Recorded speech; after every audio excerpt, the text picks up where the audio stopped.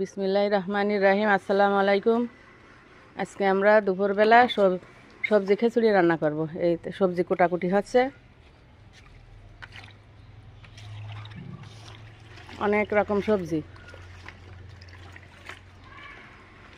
সিম, ফুলকপি, আলু, পাতাকপি, পেঁপে, পালং শাক,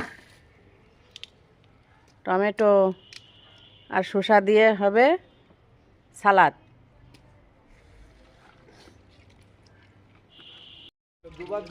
এক মগ পানি রেডি করতো আর তেল দিয়ে দিলাম, ফোড়নে গোটা জিরে, তেজপাতা, গরম এলাচ, দারচিনি এগুলো দিয়ে দিলাম।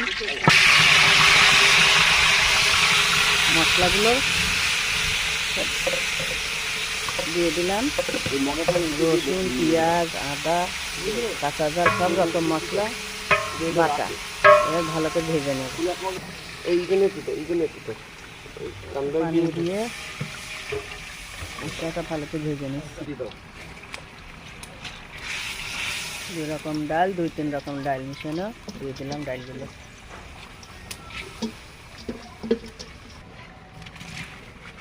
সব রকম সবজিগুলো দিয়ে দিচ্ছি।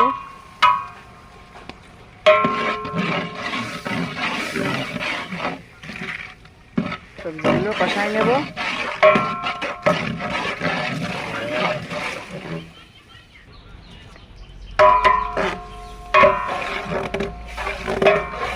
এগুলো ভালো করে কষাই নিচ্ছে।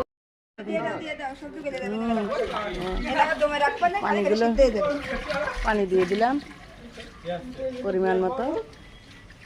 দমে রাখতে হবে না,